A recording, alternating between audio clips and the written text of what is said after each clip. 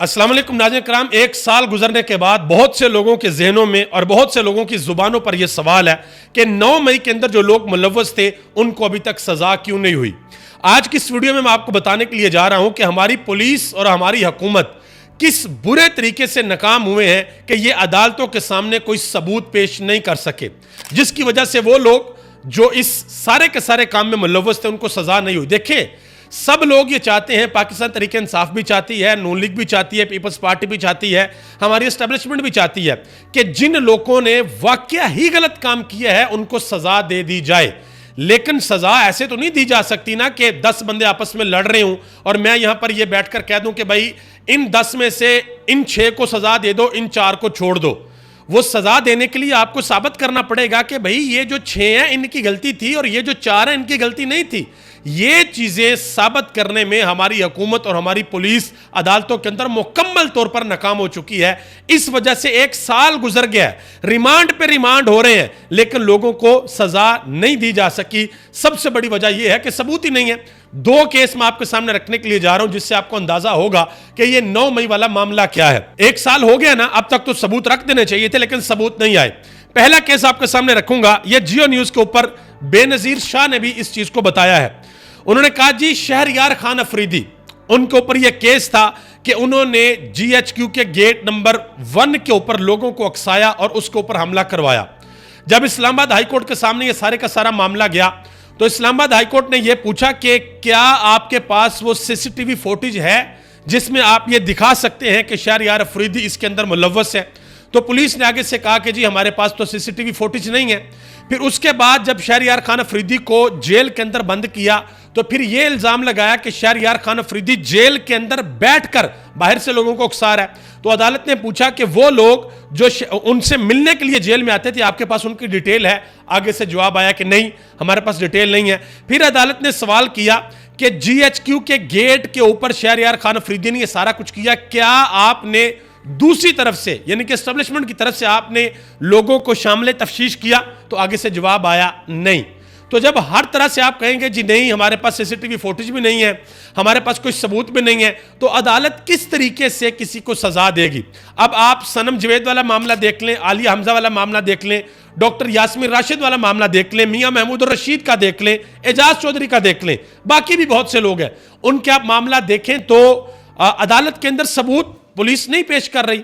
Police के पास CCTV footage होनी चाहिए, पुलिस के पास गवाह होने चाहिए, पुलिस के अपने नहीं दूसरे गवाह होने चाहिए जो आकर ये बताएं कि हाँ भाई इन लोगों ने गलत किया है, ये सबूत है, ये CCTV फुटेज है, ये पत्थर मार रहे हैं, ये गिराव जलाव करें, इनको सजा दी जाए। लेकिन वो कुछ भी नहीं है। अब एक दूसरा केस भी मैं आपके सामने रखता हूं।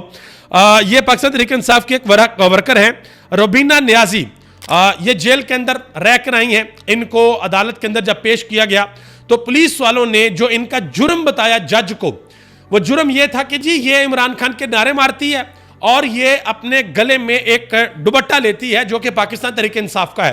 तो जज साहिबा आगे खतून थी, उन्होंने पूछा कि ये जुर्म है, इस जुर्म की वजह से आप इनको ATC अदालत के अंदर लेकर आए और ये सारे का सारा मुकदमा आपने इनको ऊपर रख दिया। और फिर उसके बाद शनाख्त परेड होती रहती है, रिमांडों पे रिमांड होते रहते हैं। और वो खुद बता रही हैं वीडियो में कि मेरे से सवाल ये पूछे जाते रहे हैं कि अच्छा वो तुम्हारी फलानी दोस्त तो मुझसे भी मिलती हो, वो भी आया था, उसका नंबर दो, ये करो वो करो। तो उन्होंने आगे से कहा भी मैं किसी का नंबर क्यों दूं, आप सबको उठा लोगे। तो पुलिस जो है उनकी सबसे बड़ी जिम्मेदारी है कि अदालतों के अंदर जाकर सबूत पेश करें। जब तक आप सबूत नहीं रखेंगे उस वक्त तक कुछ भी नहीं होगा। तो मोहम्मद मालिक ने इसके ऊपर एक बड़ी अहम बात की है। उन्होंने कहा कि ऐसा नहीं होता कि मैं किसी को रगड़ा लगाऊं और फिर मैं ही तय करूं कि इसका रिएक्शन क्या होना चाहिए।